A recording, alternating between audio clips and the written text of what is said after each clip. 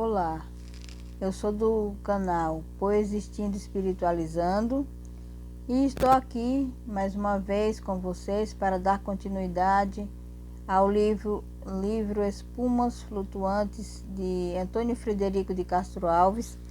Hoje nós temos o último poema desse livro.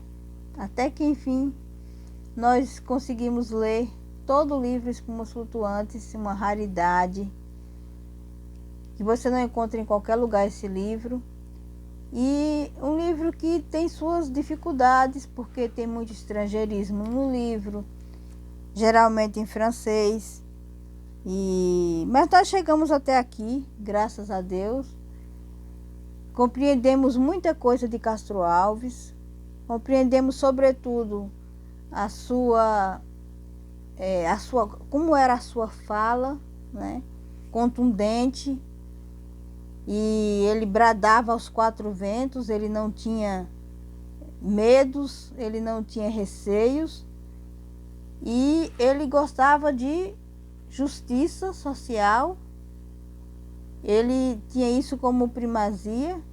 E era imperioso para ele que os problemas do Brasil, das injustiças sociais e de outros tipos de injustiças fossem sanados no Brasil, que o Brasil saísse do imperialismo. Nós já falamos sobre isso. Ele lutava muito, participava de reuniões escondido. Então até que ele foi sendo uma pessoa que angariou muitos amigos. Ele tinha muitos amigos, muitos admiradores. Mas pelo outro lado, ele tinha pessoas que não gostavam do seu trabalho, não por falta de qualidade, porque tinha muita qualidade. Ele é um dos melhores poetas da língua portuguesa. Ele vem de um tempo bem arcaico, né? E ele trouxe a sua poesia, que está muito atual. Se você trouxer para o Brasil de hoje, você vai encontrar coisas que ele defendia. E ele sempre foi um defensor do Brasil, um ilustre brasileiro, um ser humano extraordinário, uma pessoa que tinha uma preocupação de ver o seu país crescer, se desenvolver e ser melhor para a sua gente. Ele sabia que esse Brasil que ele sonhava e que ele apregoava e que ele lutava para que existisse, ele não alcançaria, porque ele tinha uma doença, ele era tuberculoso. Embora tivesse apenas 24 anos, ele sabia que ele não iria chegar a esse futuro que ele tanto lutava, mas nem por isso ele parou de lutar. Mesmo tendo um pé amputado, que eu já falei que eu já li várias biografias dele, pesquisei, e em algumas biografias, pelo menos em duas que eu li, falavam que este incidente não foi uma coisa como ele disse. Ele estava caçando e de repente atirou no pé. Foi um atentado contra ele, justamente por ele lutar em defesa dos pobres, dos desvalidos, das pessoas, dos negros. Ele não queria mais injustiça social no nosso país.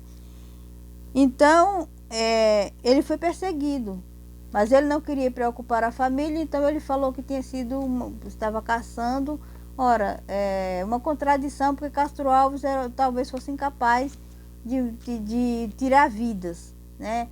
E quando a gente fala, alguém foi caçar, usou uma arma, eu não imagino Castro Alves com a arma caçando, atirando. Não é uma coisa como fazendo disso um esporte, porque todo o tempo que ele viveu, desde a sua adolescência, que eu acredito que tem poemas aqui que foram dessa época, ele sempre lutou em favor da vida. Ele sempre lutou em favor da justiça social. Ele queria sempre um Brasil liberto e libertário. Um Brasil onde fosse possível os negros não serem mais escravizados. E ele veio de um lugar onde os negros ficavam pendurados em praça pública, né? Que ele veio da Bahia. Com certeza passou em Salvador. Com certeza ele viu no Pelourinho esses negros amarrados, sendo açoitados, porque não queriam continuar naquela vida de escravidão, porque nos seus países de origem, na maioria das vezes, esses negros eram reis, rainhas, eram pessoas ricas e poderosas no seu país, mas ao serem trazidos desse país, do seu país, à força, para virarem mãos de obra, escravas no Brasil, isso começou a ser uma prática muito infeliz no nosso país. Isso era uma coisa de Portugal. O Brasil, nessa época, era um Brasil muito aportuguesado, né? Graças a Deus que nos libertamos disso. E estamos aqui lendo Castro Alves, por quê? Porque ainda existe injustiça social, ainda existe preconceito de raça, de cor, de credo. Enfim, nós queremos, como Castro Alves, que isso acabe no nosso país. Nós queremos um Brasil livre e um Brasil igualitário para todos. Então, nesse sentido, que hoje eu leio o último poema do livro Espumas Flutuantes, de Castro Alves. É claro que depois desse último poema tem algumas notas em alguns livros, não são em todos os livros, tem algumas notas falando algumas coisas a mais. Nós não vamos ler aqui, porque no início, quando nós começamos a ler Espumas Flutuantes, eu já falei a biografia de Castro Alves em um vídeo separado, e no começo de Espumas Flutuantes eu li também essa biografia mais extensa, e também as considerações sobre esse livro, o porquê desse livro. Então nós chegamos ao final, é um único poema, que inclusive está em francês. Nós vamos ler esse poema e vamos nos despedindo de Espumas Flutuantes. Eu espero mais para frente encontrar outras obras dele que foram escritas pós-morte. Esse livro aqui eu dei muita importância a ele porque ele estava vivo. Ele participou da elaboração desse livro, da edição desse livro. Ele estava em plena consciência, ele estava vivo. Os Escravos já foi um livro que foi escrito depois de sua morte. Então, assim, não tem 100% Castro Alves, esse tem 100% Castro Alves. Eu acredito que algumas considerações ele permitiu que fossem colocadas. Depois algumas editoras foram acrescentando alguma coisa, mas nós vamos ler um poema, o último poema desse livro. Então nós vamos fechando esse círculo de Castro Alves e espero retornar com um próximo vídeo, com um próximo poeta, ou talvez seja um outro tipo de leitura que nós possamos fazer, porque esse canal, como eu falei, é Poexistindo, Espiritualizando. Esse canal nós leremos coisas sobre filosofia, poder da mente, nós leremos coisas como literatura e espiritualidade, que tem muito a ver com a espiritualização do ser humano, porque nós não somos um bolo de carne, nós somos um corpo que temos dentro de nós um espírito, e é esse espírito que nos mantém falantes, vivos, ativos, porque quando esse espírito abandona essa vestimenta corporal, este corpo não vale mais nada. Então, assim, esse canal ele tem por objetivo trazer essas duas coisas que não se separam uma da outra. O corpo, quando se separa do espírito, é quando acontece a morte física. Mas nós não sabemos o que acontece com esse espírito, porque nós não temos que primeiro ir. Então, como não está no meu momento ainda, eu não posso ter ido lá, voltar e dizer para vocês, olha, é assim. Mas nós supomos, nós imaginamos, nós sonhamos, nós já lemos muita coisa, a ciência já fala muita coisa. Mas uma coisa, eu e Castro Alves, nós acreditamos, que há vida após a morte física. Não acredito que Deus criou as pessoas e quando acaba-se esse ciclo, ele aniquila o espírito. Eu não acredito nisso. Eu acredito que há uma progressão, há um caminho, né? A Bíblia diz que Jesus falou que na casa do meu pai há muitas moradas. Então há outros mundos, outros planos. Neste plano que estamos agora, nós estamos vivendo uma realidade, uma situação. Depois, ao deixarmos esse plano, nós não sabemos para que dimensão nós vamos. Nós estamos na terceira dimensão. Tem a quarta, tem a quinta, eu não sei se tem outras depois da quinta.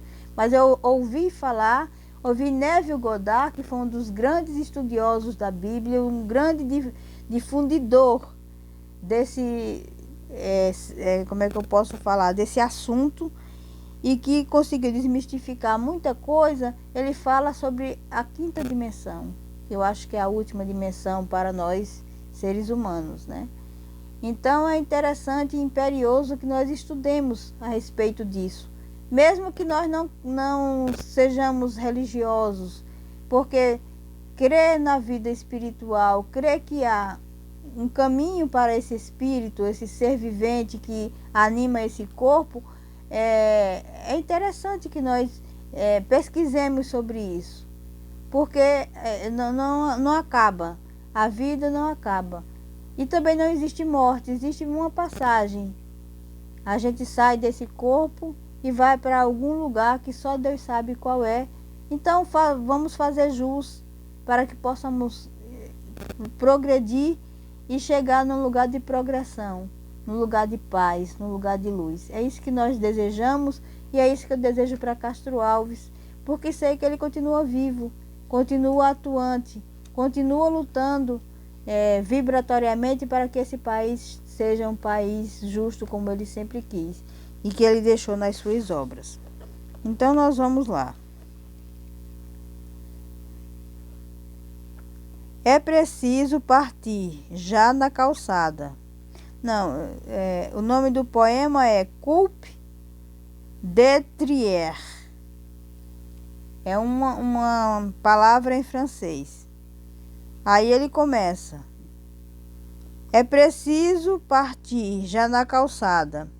Retinem as esporas do arrieiro, da mula a ferradura tacheada.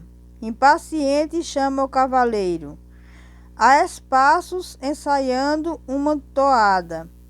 Sim há as bestas, o lépido tropeiro. Sou a celeuma alegre da partida. O pajem firma o louro e empunha a brida. Já do largo deserto o sopro quente mergulha perfumado em meus cabelos. Ouço das selvas a canção cadente, segurando-me incógnitos anelos. A voz dos servos, pitoresca, ardente, fala de amores férvidos, singelos. Adeus, na folha rota do meu fado. Traço ainda um adeus ao meu passado. Um adeus e depois morra no ouvido minha história de luto e de martírio. As horas que eu vaguei, louco, perdido, das cidades no tétrico delírio, onde em pântano turvo apodrecido, de íntimas flores não rebenta um lírio, e no drama das noites do prostíbulo é mártir a alma a saturnal patíbulo, onde o gênio sucumbe na asfixia, em meio à turba alvaz e zombadora, onde Musset suicida-se na orgia e Chatterton na fome aterradora, onde a luz de uma lâmpada sombria, o anjo da guarda ajoelhando chora, enquanto a cortesã lhe apanha os prantos, pra realce dos lúbrigos encantos. Abre-me o seio, ó madre natureza, regaços da floresta americana, acalanta-me a mádida tristeza, que da vaga das turbas espadana troca dest'alma a fria morbideza. Nessa ubérrima seiva soberana, o pródigo do lar procura o trilho Natureza, eu voltei, eu sou teu filho. Novo alento selvagem grandioso trena nas cordas desta fauna frouxa lista. Dá-me um plectro bizarro e majestoso, alto como os ramais da sicupira. Cante meu gênio o dédalo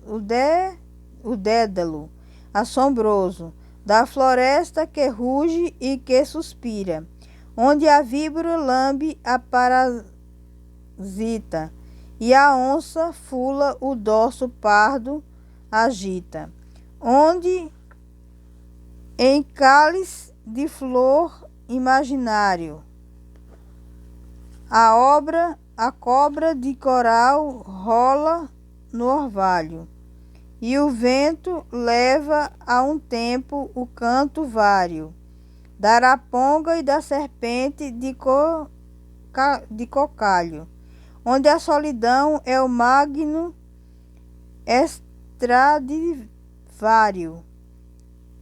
onde lá músculos em fúria cada galho, e as raízes se torcem quais serpentes, e os monstros jazem no esvaçal dormentes. E se eu devo expirar, se a fibra morta reviver já não pode, e tanto alento, companheiro, uma cruz na selva, corta e planta no teu tosco monumento, da chapada nos ermos o que importa. Melhor o inverno chora e geme o vento, e Deus para o poeta o céu desata, semeando de lágrima de prazer, semeando. E Deus para o poeta o céu desata, semeando de lágrima de prata. Curralinho, 1º de junho de 1870. Então, esse foi o último poema do livro Espumas Flutuantes. Para algumas edições tem uma nota para quem quiser saber mais alguma coisa, mas isso não é interessante para nós. O interessante foi a biografia de Castro Alves, que nós já conhecemos. Temos vídeos aqui no card, é só dar uma procurada. E tem todos os vídeos, esse seria o último, né?